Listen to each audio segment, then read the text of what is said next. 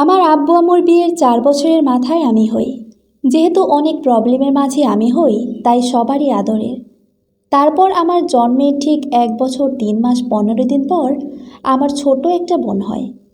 তো আমরা পিঠাপিঠি হওয়ায় আম্মুর অনেক কষ্ট হয়ে যেত। এরপর আমার বোনের 4 বছরের মাথায় আমার দুইটা যমজ বোন হয় আলহামদুলিল্লাহ। মানে টোটাল আমরা 4 বোন। তো বুঝতেই পারতেছো, আমার আম্মু অনেক কষ্ট করছে। আমার ছোট বোনেরা যখন হয়েছে, সবাই ভাবছে আমার আব্বু মনে হয় রাগ করছে মেয়ে হওয়ায়। কিন্তু আমার আব্বু বলেছে, রাগ করার কি আছে, আমার তো খুশি লাগতেছে। আল্লাহ আমার ঘরে 4টা জান্নাত দিছে আলহামদুলিল্লাহ। এভাবেই আস্তে আস্তে আমরা 4 বোন বড় হতে থাকি। তাছাড়া আমরা 4 বোন অনেক লাকি ছিলাম যে এরকম আম্মু আব্বু পেয়েছি আলহামদুলিল্লাহ। আমরা আব্বু আম্মুর সাথে সব শেয়ার করি, তাই ফ্যামিলিতে আমরা সবাই বন্ধুর মতো। যাক, এভাবে দিনগুলো ভালোই কাটছিল। আমি আর আমার মেজো বোন পড়ালেখায় অনেক ভালো ছিলাম। তারপর যখন ইন্টারে উঠি, তখনই আসল সমস্যা দেখা দেয়। আমাদের ফ্যামিলিটা পুরো ওলটপালট হয়ে যায়। আমার যে মেজো বোন, ওর ব্রেস্ট টিউমার দেখা দেয়। আমার ফুপির এই সমস্যা ছিল, পরে উনি মারা যায়। তো আম্মুও ভয় পেয়ে যায় এবং ডিসিশন নেয় অপারেশন করাবে। কিন্তু আমার বোন লজ্জায় বলতো ডাক্তারের কাছে যাবে না। অনেক বোঝানোর পর গেল। 2021-এর জানুয়ারিতে ওর ব্রেস্টের অপারেশন হলো। বলে রাখি, আমাদের 4 বোনের মধ্যে ওর চেহারা ছিল সবচেয়ে সুন্দর মাশাআল্লাহ। আমরা যেহেতু পিঠাপিঠি, তাই ও বেশিরভাগ আমার নানুদের কাছেই থাকতো। তো অপারেশনের সময় আম্মু ডাক্তারকে বলেছিল ওর পুরো শরীর যখন চেক আপ করবে, যে অন্য কোথাও টিউমারটা ছড়িয়েছে কিনা। তখন আম্মু বলেছিল মাথাও যাতে সিটি স্ক্যান করে, কারণ ওর অনেক মাথা ব্যথা ছিল তখন। কিন্তু ডাক্তাররা বলেছিল চিন্তার কিছুই নেই, অল্প বয়সে এমন রোগ হয়েছে, তাই টেনশনে এমন হয়েছে। তাও ওনারা চেক আপ করে নাই। আমার বোনের বয়স তখন 15 হয় নাই। তো 1 মাস খুব ভালো ছিল। ফেব্রুয়ারির লাস্ট এর দিকে ওর বমি, চোখ টেরা প্লাস মাথা ব্যথা দেখা দেয়। ওনাকে ডাবল ডাবল দেখত। তারপর এক রাতে ওর এত বমি হয় যে তাড়াতাড়ি ডাক্তারের কাছে নিলে উনি একজন নিউরোলজিস্ট সাজেস্ট করেন। উনি পরীক্ষার পর দেখলেন আমার বোনের ব্রেন টিউমার হয়েছে। রিপোর্ট হাতে নিয়ে সেদিন আমার আম্মু আর প্রীতি গিয়েছিল ডাক্তারের চেম্বারে। আম্মু তখন বুঝছিল যে খারাপ কিছু হয়েছে, তাই ওরে বাইরে বসিয়ে রেখে আম্মু চেম্বারে ঢুকলো। তারপর ডাক্তার বলল, আপনার সাথে আর কেউ আসে নাই? কারণ মায়ের সামনে মেয়ের এই অবস্থার কথা কিভাবে বলবে তিনি, তাই। তো আম্মু বলে, আমাকে বলেন স্যার, সমস্যা নেই। এদিকে আম্মু তো কেঁদেই যাচ্ছে। পরে ডাক্তার বলল প্রীতির নাকি ব্রেন টিউমার হয়েছে, আর এটা প্রায় 2 থেকে 3 বছর যাবৎ ওর ব্রেন থেকে ব্রেস্টে ছড়িয়েছে। ও অনেক সাহসী ছিল, কখনো অসুস্থতার কথা আম্মুকে বলতেন না। সহ্য ক্ষমতা ছিল অনেক, না হলে কি আর এই বয়সে এত ধকল সহ্য করতে পারে? তো ব্রেস্টও দেখলে বোঝা যেত, তাই সেটার অপারেশন আগে করে ফেলেছিলাম। আমরা তো কেউ জানতামই না যে ব্রেন থেকে ব্রেস্টে ছড়িয়েছে। এরপর ডাক্তার বলল ওকে ইমিডিয়েটলি অপারেশন করাতে সরকারি হাসপাতালে। তখন আম্মু কেঁদেই যাচ্ছিল আর বলেছিল কত লাগতে পারে। পরে উনি বলেন সরকারিতে করলে 3-4 লাখ হয়ে যাবে। তারপর আম্মু নিজেকে একটু ফ্রেশ করে আমার বোনের হাত শক্ত করে ধরে বের হলো। রাস্তায় নাকিও অনেকবার আম্মুকে জিজ্ঞেস করেছিল ওর কি হয়েছে, কিন্তু আম্মু বলেছে কিছুই হয় নাই। কারণ মনোবল যাতে নষ্ট না হয়, তাই আম্মু কথা বলেছিল। আমরা সবাই আবার এক বাসায় থাকি। আমার নানুরা থাকে 3 তলায়, আমরা নিচ তলায়, খালামণিরা 4 তলায়। তো আম্মু আর ঘরে আসলো না, নানুদের বাসায় চলে গেল। আর আমার বোন বাসায় আসলো। তো আমি জিজ্ঞেস করলাম কি হয়েছে? তো বলে তেমন কিছু না। পরেও খেতে বসেছিল। তার মধ্যে আমার খালাতো ভাই ও এসে, প্রীতি আপু, তোমার মনে হয় বড় কিছু হয়েছে। নানু, নানা ভাই, মামারা সবাই কান্না করতেছে। এইটা শুনে ও অনেক কান্না করা শুরু করে। আমি দৌড়ে নানুর বাসায় গেলাম। গিয়ে দেখি সবাই কান্না করতেছে। যেহেতু আগেই বলেছি ছোট থেকে ও বেশিরভাগ নানুদের কাছেই থাকতো, তো নানা ভাই তো অস্থির হয়ে গিয়েছিল। পরে আমাকে বলল যাতে ওরে না বলি। এদিকে ওই ডাক্তারের কাছে আমরা আর যাইনি। উনি সরকারি হাসপাতালের কথা বলেছিলেন, কিন্তু আমরা প্রাইভেটে দেখলাম যাতে ওর কষ্ট না হয়। তবে সেখানে তো খরচ আরও বেশি। তবে কিভাবে যেন এতগুলো টাকা এক সপ্তাহের মধ্যে জোগাড় হয়ে গেল। যিনি অপারেশন করবেন উনি আমাদের আত্মীয়। যাক, সব ঠিকঠাক। 2021 সালের মার্চের 21 তারিখের অপারেশন হওয়ার কথা। এদিকে ও শুধু রিপোর্ট দেখতে চাইতো। সায়েন্সের স্টুডেন্ট হওয়ায় জীববিজ্ঞান বইয়ের ওর লক্ষণগুলো মিলানোর ট্রাই করে। তখন ক্লাস 9-এ ছিল। ওই সময় ও সারাদিন পড়তো ঘরে বসে, আর শুধু কান্না করতো। আমারে বলতো, আপু, আগে একবার পড়লেই মুখস্থ হতো, এখন বারবার পড়ি, তাও হয় না কেন?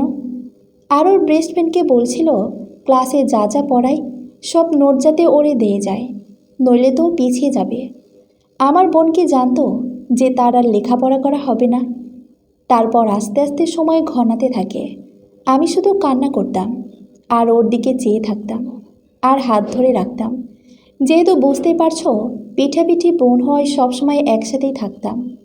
ও শুধু আমাকে জিজ্ঞেস করতো, তুই এত কান্না করিস কেন? কি হয়েছে আমার বল? আমি বলতাম কিছুই হয় নাই, এমনিই কান্না করি। এরপর অপারেশনের কিছুদিন আগে আম্মু আমাকে বলে, এখন ওরে বল। যেহেতু আমি ওর সবচেয়ে কাছের, তাই আম্মু আমাকেই বলতে বলেছিল। তারপর আমি বললাম, তোর ব্রেনে টিউমার হয়েছে, অপারেশন করাতে হবে। ও তো চিৎকার করে কান্না করা শুরু করে আর বলে, আমারই কি রোবট পাইছোস? 1.5 মাসও হয় নাই একটা অপারেশন হয়েছে, আবার কিসের অপারেশন? তখন ওরে বোঝালাম আর বললাম, চুল ফেলতে হবে। এটা শুনে তো ও আরও রেগে যায়, কারণ মেয়েদের কাছে চুল জিনিসটা কি সবাই তো জানোই। আরও ওর ছিল ঘন সিল্কি চুল। তারপর আমি বলি আমিও ফেলে দেব, চুল সমস্যা নাই। তখনও রাজি হয়।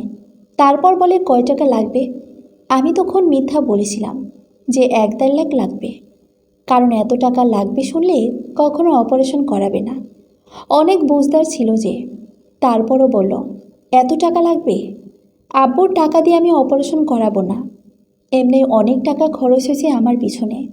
আর তোরা পরে আমারে যদি বলস যে আব্বুর সব টাকা আমি শেষ করে ফেলেছি, তখন আমি বললাম, সমস্যা নেই, বড় হলে চাকরি পেলে সব শোধ করে দিস। আর আমরা এগুলো কেন বলবো? তুই আমাদের বোন না। যাক, তারপর রাজি হলো। আমার 14 বছরের বোনটার মাথায় যে কত চিন্তা ছিল। এর মধ্যে ও অনেক শপিং করে। ওর যা যা মন চেয়েছে সব কিনেছে হাসপাতালে পড়ার জন্য। তারপর আবার নিজ হাতে সবাইকে খাইয়ে দিয়েছিল। সবাই কান্না করতে করতে শেষ। এবং হঠাৎ 17 তারিখের অনেক বমি হয়। আম্মুকে একটুও কষ্ট দিত না, নিজের বমি নিজেই সাফ করতো ওই অবস্থাতেই। তারপর নানা ভাই ডাক্তারকে কল দেয়। উনি বলে কালকেই তাড়াতাড়ি যেন মেডিকেলে নিয়ে আসে, কারণ বেশি বমি করলে এখন স্ট্রোক করতে পারে। তারপর 18 তারিখ সকাল সকাল ওকে মেডিকেলে নেওয়ার জন্য প্রিপারেশন নিচ্ছিল। সকাল সকাল ঘুম থেকে উঠল সবাই। ততদিনে ও কেমন যেন চুপ হয়ে গেল, কারোর সাথে কথা বলে না তেমন একটা, এমনকি আমার নানু নানা ভাইয়ের সাথেও না। তারপর ও যে জামা কিনেছিল সেখান থেকে একটা পরল। আর আম্মু বলল ছবি তুলতে, কারণ এই চুল ফেললে আর কবে না কবে এমন বড় হবে তাই। আমরা তো আর অত কিছু বুঝিনি যে ও আর আসবে না। আর তাছাড়া এর আগে ওর সব ছবি ডিলিট করে দিয়েছিল। কেন করেছে জানি না, হয়তো আল্লাহর ইচ্ছায়। তারপর আমি ব্রাশ করছিলাম, ও আমাকে না বলেই চলে গিয়েছিল। আমি তাড়াতাড়ি করে বের হয়ে জাস্ট ওর পেছনের অংশ দেখেছিলাম। আমি যদি জানতাম আমার বোন আর ফিরবে না, তাহলে তো যেতেই দিতাম না। নানু আম্মু অনেক কান্না করতেছিল। নানু বারবার মাথায় হাত বুলিয়ে দিচ্ছিল, সাহস দিচ্ছিল, কিন্তু সে আর ফিরেও তাকায়নি আমাদের কারো দিকে।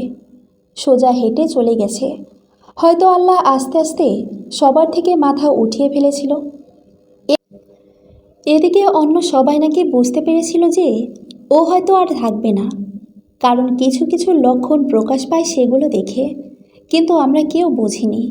ওর চেহারা ভেঙে গিয়েছিল, একদম শুকনা হয়ে গিয়েছিল, আর চোখ ঘোলাটে হয়ে গিয়েছিল। যাই হোক, আমার আম্মু আমাদের আদর করে বুঝিয়ে দিয়ে গেল, এই জীবনে কোনো দিন আমাদের ছাড়া কোথাও এক রাতও থাকেনি আমার আম্মু।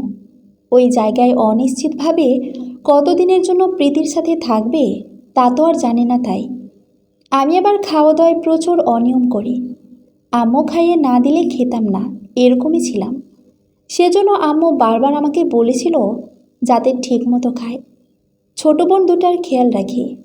তারপর তারা মেডিকেল গেল। কেবিন নিয়েছিল যাতে ওর কষ্ট না হয়।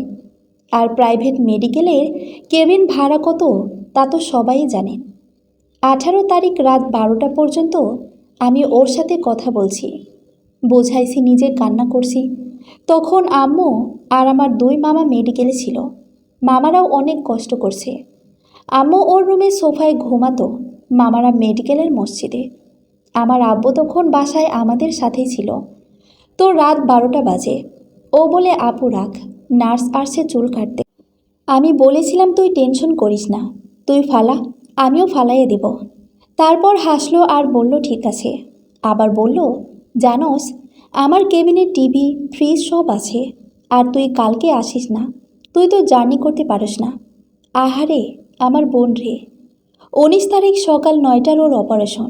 পরে সকালে আমি নানা ভাই যাই 7টায়। ও তখন বেডে শুয়েছিল। আম্মু বলছিল সব আয়না সরিয়ে ফেলেছে যাতে ও নিজেকে এই অবস্থায় দেখতে না পারে, না হলে তো অনেক কান্না করবে।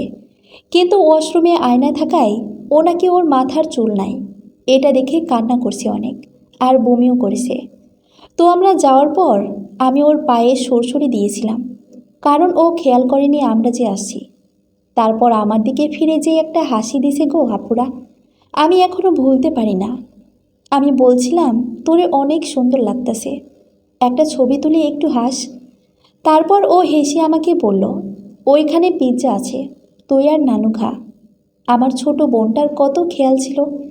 এরপর আমি অসুস্থ হয়ে গিয়েছিলাম জার্নি করায়, তাই আমি শুয়েছিলাম। তখন ওরে রেডি করায় নেওয়ার আগে আব্বু বলেছিল তুমি আমার আব্বা, টেনশন করিও না, তুমি না আমার সাহসী মেয়ে, আল্লাহ ভরসা সব ঠিক হয়ে যাবে। আমার আব্বু আম্মু সহ সবাই অঝরে কাঁদছিল। পরে ওরে অনেক সাহস দিল। আমি যে চোখ খুলব ওই এনার্জিটুকু পাচ্ছিলাম না, আমি শুধু শুনছি। তারপর ওকে হুইল চেয়ারে করে নিয়ে যাচ্ছিল। আমাকে কেউ উঠায়নি, ভাবছে সহ্য করতে পারবো না তাই। কিন্তু আমি তাও উঠে গিয়েছিলাম। কিন্তু এবারও ওকে সামনাসামনি দেখতে পারিনি, শুধু ওকে নিয়ে যাচ্ছে এটুকুই দেখছিলাম আর কাঁদছিলাম। আহারে আমার বোন রে, আমার কলিজার টুকরা রে, আহারে আল্লাহ। পরে ওকে ওটিতে নেওয়া হয়। আমরা সবাই কাঁদছিলাম আর দোয়া করছিলাম। এই যে আমি এরকম সিচুয়েশনে ছিলাম, আমার 2টা ফ্রেন্ড ছাড়া একজন আমার খোঁজ নেয়নি। প্রায় 12 ঘন্টা পর, মানে রাত 9টায় ওকে ওটি থেকে বের করে একটা রুমে রাখে। ডাক্তাররা বলে অপারেশন সাকসেসফুল। আমরা সবাই তো খুশি। আমরা কি আর জানতাম যে এক অংশও তার বের করতে পারে নাই। এরপর আমি নির্লজ্জের মতো ফ্রেন্ডসদের গ্রুপে বলতাম তোরা সবাই দোয়া করিস, কে জানে কার দোয়ার উসিলায় আমার বোনটা ভালো হয়। কিন্তু তারা আমার কথায় পাত্তা না দিয়ে নিজেদের আলাপ চালিয়ে যেত। আহারে। তারপর আমি ভাবলাম আমি মেডিকেল থাকব, কিন্তু আম্মু বলল বাসায় বাকি বোনেরা একা, আমি যাতে চলে যাই। পরে আমার মামার রিকোয়েস্টে আমাকে ওকে দেখতে দেওয়া হয়। যদি বিশ্বাস করতে আপুরা, পুরা শরীরে মনে হয় তার দিয়ে ছিদ্র করে রাখছে। আহারে আমার বোনের কত কষ্ট সহ্য করছে। আমি তো দেখেই কান্না শুরু করছি। ও তখন চোখ খুলে আমাকে ডাকতে শুরু করলে ডাক্তার আমাকে বের করে দেয়, কারণ মাত্র এত বড় অপারেশন হয়েছে। এখন কথা বললে স্ট্রোক হতে পারে, আর স্ট্রোক করলেই শেষ। পরে আমি বাসায় চলে আসলাম নানুদের সাথে। আর তো মেডিকেল যায়নি। প্রতিদিন আম্মুর সাথে কথা বলতাম কী অবস্থা ওর, আম্মু কি এই খবর এইসব ব্যাপারে। আর আমার আব্বু মেডিকেল টু বাসা, বাসা টু মেডিকেল। যেহেতু সবাই একই বাসায়, তাই নানুদের বাসায় খেতাম। তো 2 দিন পর প্রীতিকে বেডে আনা হয়। আমরা ভাবি যাক আলহামদুলিল্লাহ ও হয়তো সুস্থ। তারপর আস্তে আস্তে কথা বলতো আমার সাথে, মানে আমি যদি জিজ্ঞেস করতাম কেমন আছোস, 2 মিনিট পর আস্তে আস্তে বলতো ভালো আছি। কথা বলতে পারতো না, মাথার চারপাশ খুলে সেলাই করে ব্যান্ডেজ করে রাখছিল। তো আম্মু সারাদিন বড় খতমের দোয়া পড়ত। আর ও হিসাব রাখতো আম্মু কতবার পড়ছে। এদিকে আমার অবস্থা খারাপ। সবাই বলছিল তোর বড়টারও অবস্থা খারাপ, বাসায় আয়। আম্মু বলেই ওইগুলারে আল্লাহর কাছে রাইখা আসছি, আমার আল্লাহ দেখব। এদিকে আমি এই মেয়ের কাছে থাকি। যদি আমারই দেখতে চাই তখন আমি এত দূরে কেমনে আসবো? তো সবাই আম্মুকেও বাসায় আনতে চাইছিল, কিন্তু পারে নাই। এরপর আস্তে আস্তে ও একটু সুস্থ হয়েছে, মানে বসতো আর খালি হাসতো। মানুষ বলে না যে মরার আগে মানুষ সুস্থ হয়, আমরা তো বুঝি নাই। আমার মামারা শয়তানি করতো, খালি ওরে হাসাতো যাতে ওর কষ্ট না হয়। আমার বড় মামা বলতো, তুমি বাসায় গেলে মুনতাহা, মরিয়ম সবারই চুল ফেলে দেব। তখনও খালি হাসতো। আমার মামারা বলতো যেন নিষ্পাপ হাসি। আমার আব্বু ততদিনে মেডিকেলেই থাকতো। মেডিকেল থেকে বাসা দূরে হওয়ায় আসা যাওয়ায় প্রবলেম হতো, আর আব্বুর মন মানত না। হয়তো আল্লাহ তাই চাইছে যে তার মেয়ের লাস্ট সময়গুলোতে যাতে বাবা মায়ের কাছে থাকে। আমার আব্বু নিচে শুইতো, আম্মু থাকতো সোফায়, প্রীতি তো ওর বেডে আর মামারা মসজিদে। ও আবার বলতো আধো আধো গলায় যে কত কষ্ট হইতাছে সবার আমার জন্য। এদিকে বাসায় শুধু আমরা 3 বোন। তো মেডিকেল যাওয়ার 5 দিনের মাথায় ও যখন একটু সুস্থ হয়েছে তখন আমার একদম ছোট বোন দেখা করতে গেছে। প্রীতি নাকি ওকে দেখেই কান্না করে দিছে, হয়তো বুঝতে পারছে যে আর থাকবে না। এরপর ওকে যখন ফলের রস খাওয়ানো হতো ও নাকি খেতে চাইতো না। আম্মু যখন বলতো বাবা তাড়াতাড়ি খাও, তাইলে দ্রুত সুস্থ হইবা, নইলে তোমার আব্বুর কষ্ট হইয়া যাইব এত টাকা দিতে, তখনও খাইতো। কারণ ও অনেক চিন্তা করতো এইসব নিয়ে, তাই আম্মু এগুলো বলে খাওয়াতো। এর মাঝে মেডিকেলের 6 দিনের দিন ডাক্তার এসে আম্মুরে বলে আল্লাহর কাছে শুকর আদায় করেন, এসব রোগে অপারেশন পর হয় প্যারালাইসিস বা মারা যায়। আপনার মেয়ে তো দিব্যি সুস্থ, আলহামদুলিল্লাহ। কিন্তু এই শোক বেশিক্ষণ আর সয়নি। দুপুরের দিকে ওর মাথার সেলাই খুলে যায় আর পানি বের হতে থাকে, বালিশ পুরো ভিজে যায়। আর আমার বোন তাও কিচ্ছু বলে না যে ওর কষ্ট হইতেছে। তারপর আম্মু দেখে চিৎকার দিয়ে কান্না করতে করতে নার্সকে ডাক দেয়। ওনারা আবার ডাক্তারকে ডাকে। তখন তিনি বলে আবার অপারেশন করাতে হবে। এদিকে ওর বমিও বেড়ে যায়। বুঝতেই তো পারতেছো, মাথার সেলাই ছুটে গেছে, তার মধ্যে বমি। ডাক্তার বলে ইমার্জেন্সি অপারেশন করাতে হবে, নইলে শেষ। পরে আমার আম্মু তো কান্না করতে করতে শেষ যে দিবেই না, কারণ ডাক্তার আজকেই বলে গেছে যে এসব অপারেশন পরে কি হয়। এদিকে সবাই সিদ্ধান্ত নেয় আর অপারেশন করাবে না, যদি বিপরীত কিছু হয়। কিন্তু এদিকে আমি বাসায় সবাইকে বোঝাই, ওইদিকে আমার ছোট মামা মেডিকেলের সবাইকে বোঝায় যে দেখেন, এখন অপারেশন না করালেও ও আমাদের সামনে কষ্ট পাইতে পাইতে শেষ হয়ে যাবে। আবার ভাববে যে টাকার দিকে তাকিয়ে হয়তো ওরে আমরা অপারেশন করাইতেছি না, এখন অপারেশন করাই, আল্লাহ চাইলে হয়তো সুস্থও হতে পারে। তখন সবাই রাজি হয়। ঠিক করা হয় 7 দিনের দিন, অর্থাৎ 24 তারিখ সন্ধ্যা 6টায় ওর আবার অপারেশন হবে। তাই অপারেশনের আগে খাবার দেওয়া যাবে না। এদিকে আমার আম্মু তখনও তেমন একটা রাজি হয় নাই। তাই আমরা ডাক্তারকে বলে স্পেশালভাবে আলাদা নার্স রাখি, গার্ড দেওয়ার জন্য, যদি আম্মু কিছু খাইয়ে দেয় আমার বোনকে। কারণ মায়ের মন তো, পরে তো অপারেশনের সময় ওর সমস্যা হবে। এদিকে আমার বোনকে আম্মু জিজ্ঞেস করে বাবা বাড়ি যাবে না? ও বলে না। এতদিন বলতো যাবে, ওই দিন বলে যাবে না। আমার বোন হয়তো বুঝতে পারছে। এতদিন আম্মু আধা ঘন্টা 1 ঘন্টা পর পর ওকে জুস খাওয়াতো, যেহেতু অন্য কিছু খেতে পারবে না। আজকে আমার বোন নাকি মেডিকেল থাকা অবস্থায় এই প্রথম আম্মুকে আম্মু বলে ডাক দেয়। তখন আম্মু নামাজ পড়ছিল। আম্মু তো অবাক হয়ে যায়, কারণ ও ঠিকমতো কথা বলতে পারতো না। ও 2বার ডাক দিছে, আম্মু তাকাইছেও। ও বলে আম্মু ক্ষুধা লাগছে, জুস খাওয়াও। আম্মু তখন অঝরে কান্না করা শুরু করে, কারণ ওরে আর বলে না যে সেকেন্ড টাইম অপারেশন হবে। এদিকে আম্মু ট্রাই করছে খাওয়ানোর জন্য, কিন্তু মামা আর নার্সদের জন্য পারেই নাই। আব্বুও গেছিল খাওয়াইতে, যখন শুনছে ও নিজের মুখে খাইতে চাইছে। এত বড় শরীরে কি আর ফলের জুসে পেট ভরে? তাও আজকে দিতেছে না দেখেও বলছে। তখন আম্মু বলে বাবা, তোমার মাথার সেলাই খুলছে তো, ড্রেসিং করানো লাগবে, তাই খাওয়ানো যাবে না। কারণ মিথ্যে কথা বলা ছাড়া আর কোনো উপায় ছিল না, নইলে ও অনেক হাইপার হয়ে যেত। তারপর ও এইটা শুনে নাকি কিচ্ছু বলে নাই, উল্টো ঘুরে শুয়ে পড়ছে। তো ওটিতে নেওয়ার আগে আম্মু ওরে দোয়া দরুদ পড়াইতেছে। আম্মু কালিমা পড়াইতে গিয়ে তখন ভুলে বরখতমের দোয়া পড়া ফেলছিল, যেহেতু দুটার শুরুতেই সেম। আর আম্মু এতদিন শুধু বরখতমের দোয়াই পড়ছে, কয় লাখ যেন, তাই বারবার এটাই মুখ দিয়ে বের হচ্ছিল। তখনও নাকি হেসে বলে নিজে পারে না আসে আমারে পড়াইতে। তারপর নাকি নিজে নিজে কালেমা পড়ছে। এরপরই ওকে ওটিতে নেয় আবার, ঠিক 12 ঘন্টা পর, মানে 25 তারিখ সকাল 6টার ওর অপারেশন শেষ হয়। ওকে আবার আগের রুমে নেওয়া হয়, মানে ও এখন সেফ। কিন্তু এর কিছুক্ষণের মধ্যেই ওর খিঁচুনি উঠে চোখ বড় করে ফেলে। আমার আব্বু এইটা দেখে সহ্য করতে পারে না, বের হয়ে আসে। তারপর সব ডাক্তাররা ওর ওই রুমে যায়। এদিকে এসব দেখে আম্মুরা তো কান্না করতে করতে শেষ। তারপর ওকে আইসিইউতে রাখে 3 ঘন্টা। ওর অবস্থা আরও খারাপ হয়ে যাওয়ায় নেওয়া হয় লাইফ সাপোর্টে। আহারে, আমার ছোট বোনটারে। তারপর টানা 3 দিন লাইফ সাপোর্টে।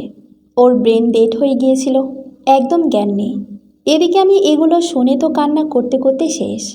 আমার আম্মু খালি ওর রুমের বাইরে গিয়ে বসে থাকতো আর কান্না করতো। ডাক্তাররা বলছিল যাতে আম্মুর কেবিনটা ছেড়ে দিতে, কারণ অনেক খরচ উঠছিল। কিন্তু আম্মুর এক কথা, উনি বাসায় যাবেন না।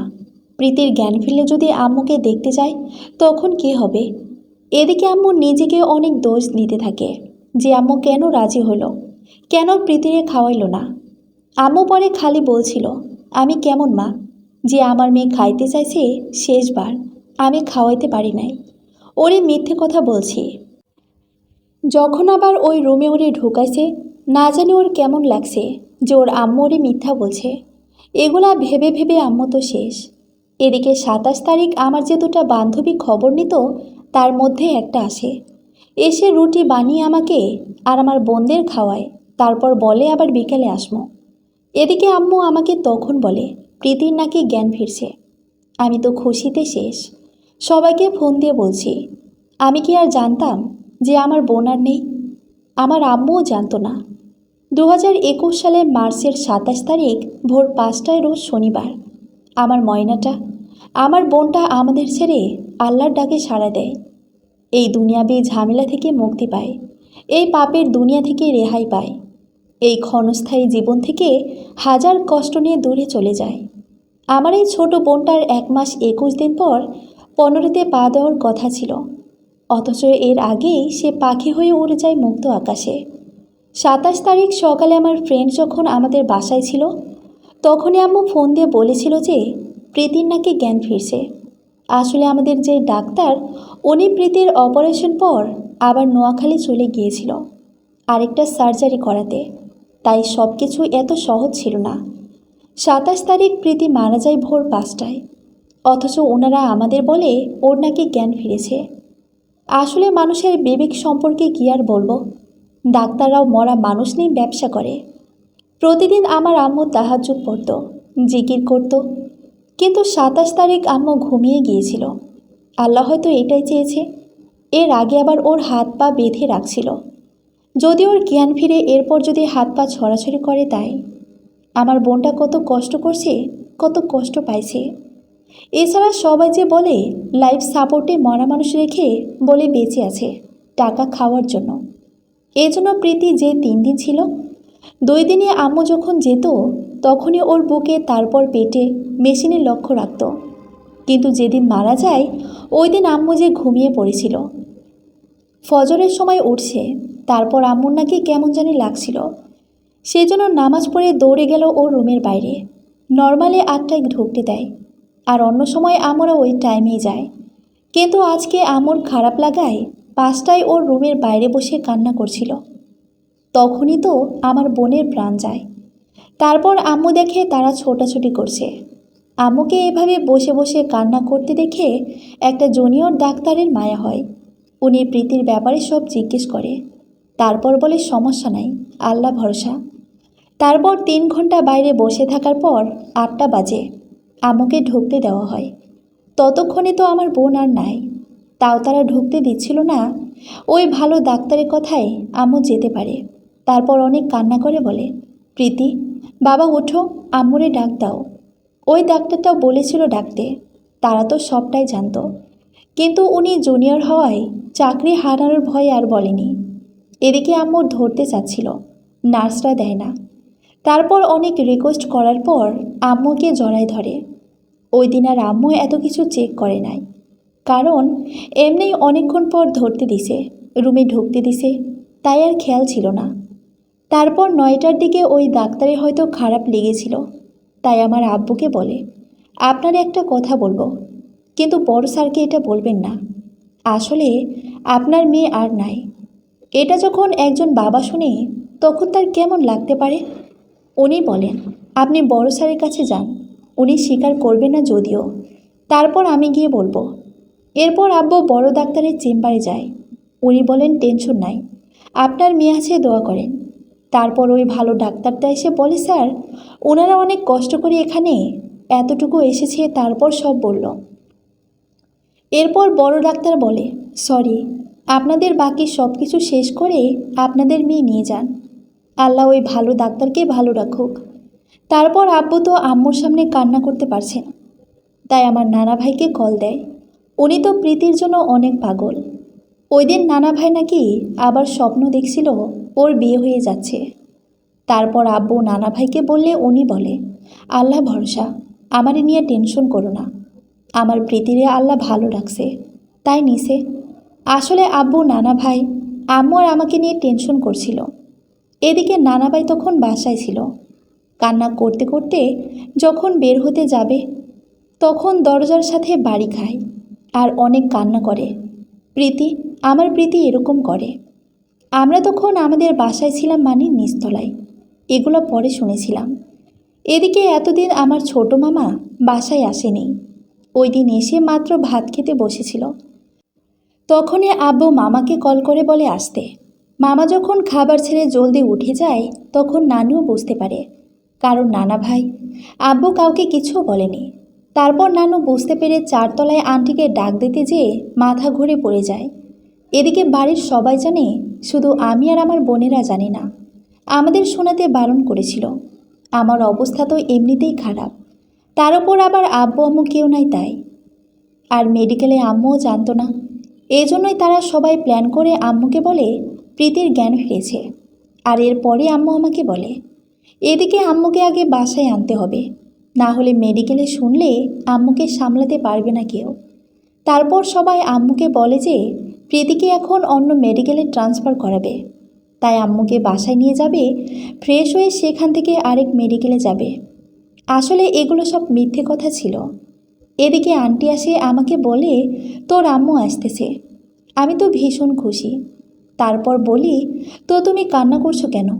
বলে, অনেক দিন পর তোর আম্মুর সাথে কথা বলছি, তাই কান্না করতেছি। এরপর মামানি আসে। তখন আবার মামানি প্রেগনেন্ট।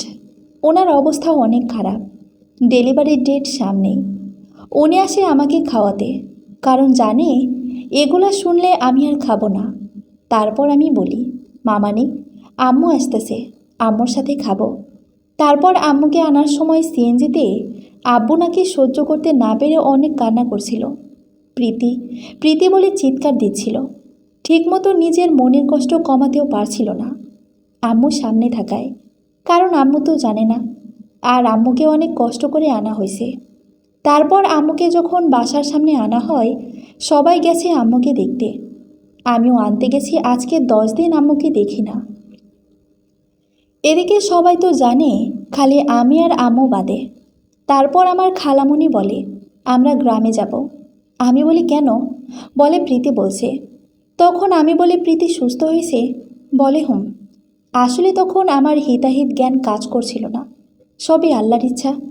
তারপর আম্মু কিন্তু বুঝে যায় সবাই এরকম আসার কারণে, তখন অনেক কান্না করে। আমি তো কিছুই বুঝতেছিলাম না, মানে কেমন জানি লাগছিল। অনেকে হয়তো বলতে পারেন না, বোঝার কি আছে। আসলে যার পরিস্থিতি সেই বুঝতে পারে।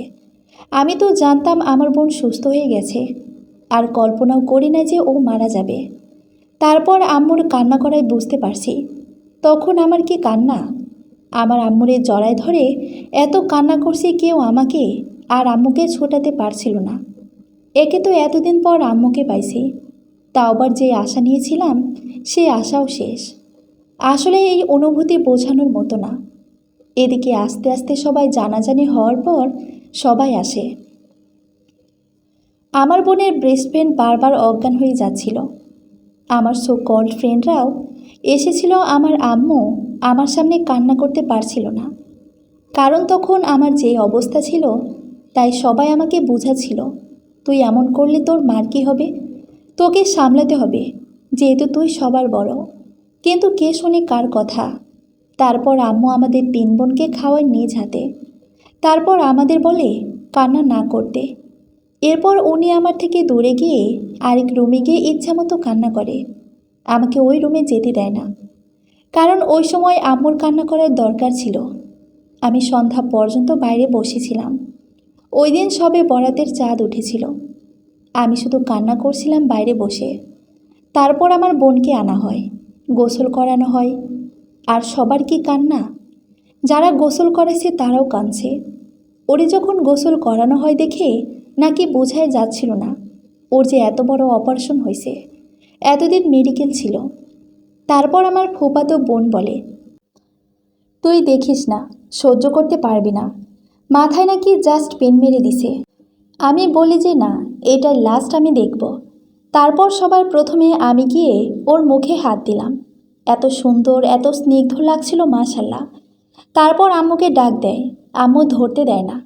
আমি আবার আম্মুকে দেখে এত কিছু সহ্য করতে না পেরে জ্ঞান হারাই। হায়রে মানুষ। আমার আম্মুকে তখন অনেকে বলে, তোর এইটাও মারা যাবে। তখন আম্মুর কী অবস্থা হয়েছে বুঝেন। আম্মু আমাকে কোলে নিয়ে কান্না করতে করতে শেষ।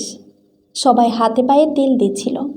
আসলে আমি সব শুনছিলাম, তবে চোখ খুলতে পারছিলাম না। সবাই তো ভাবছে আমিও শেষ। আম্মুর কি কান্না। এদিকে পরে সিদ্ধান্ত নেওয়া হয় পুরুষেরা সবাই যাবে গ্রামে, আমাদের নেবে না, কারণ আমার জ্ঞান তখনও ফেরেনি। আর এর পরের দিন ছিল হরতাল। এ অবস্থায় আমাকে বা আম্মুকে নেওয়া রিস্ক হয়ে যাবে। তারপর জ্ঞান ফিরলে আবার কান্না শুরু করি আর বলি, আল্লাহ আমারে নাও, আমার বোনরে দাও। তারপর ওকে নেওয়া হয় গ্রামে। এই যে তখন এত সমস্যা দেশে। পরের দিন হরতাল, আবার রাশের গাড়ি নিতে লাগে অনেক টাইম, রাস্তায় জ্যাম। কিন্তু আল্লাহর রহমতে খুব তাড়াতাড়ি প্রীতিকে নিয়ে গ্রামে পৌঁছায় সবাই আল্লাহর ইচ্ছায়। এদিকে গ্রামেও সবাই অনেক কান্না করছে। আর আমার দাদা বাড়িতে আমরা 2 বোন যাই না। আমার দাদা দাদি নাই, আর ভালো লাগতো না তাই। একদিনও বলেছিল যে ও মারা গেলে যাতে ওকে নানা ভাইয়ের বাড়িতে কবর দেওয়া হয়। তাই নানা ভাই বলে আমার প্রীতির শেষ ইচ্ছা পূরণ করব ইনশাল্লাহ। সেজন্য নানা ভাইয়ের বাড়িতে কবর দেওয়া হয়। রাত 1:13। তখন আমার ছোট মামা আম্মুকে ফোন দিয়ে যেই কান্না। এই যে এত কিছু হলেও কান্না করেনি, সবাইকে সামাল দিছে। এরপর আবার না পেরে আম্মুকে ফোন দিয়ে অনেক কান্না করছে। তারপর আম্মু ওর কান্না দেখে ওকে সান্ত্বনা দেয়, কারণ তার ভাইকে সে এমন অবস্থায় কখনো দেখেনি। তার পরের দিন আমি ওর ওই যে নতুন জামাগুলো নিয়ে বসে বসে শুধু কান্না করছিলাম। ওইগুলা ও শুধু একবার করে পড়তে পারছে। আহারে আমার বোন রে। এখনও পাশে যখন তাকাই ওকে না দেখতে পেলে কলিজা ফেটে যায়। আমাদের একই রকম জামা কাপড়। আমারগুলা যখন নিতে যাই ওরগুলা দেখলেই মনে পড়ে। আশেপাশে সব ওর স্মৃতি, ওর বই খাতা, ওর জিনিসপত্র সব আছে, শুধু ও নাই। ঘুমাতে গেলে পাশে ওকে না দেখলে খারাপ লাগা, কান্না করা, এগুলো তো আছেই। আমার ছোট 2 বোনদের যখন দেখি একসাথে, তখন আমার বুক ফেটে কান্না আসে, কারণ আমি তো এখন প্রায় একা। ওদের মতো আমারও তো একজন ছিল, যার সাথে হাসি তামাশা দুঃখ কষ্ট সব শেয়ার করতাম। আসলে যাদের পিঠাপিঠি বোন আছে তারাই বুঝবেন অনেক কষ্ট করছে আমার কলিজার বোনটা। সবাই আমার বোনটার জন্য কান্না করেই চলছে। তখন থেকে এভাবেই দিন চলছে আমাদের। তবে ভুলতে পারি না। আল্লাহকে জান্নাতবাসী করুক আমিন। সবাই দোয়া করবেন আমার কলিজার টুকরা বোনটার জন্য। ধন্যবাদ।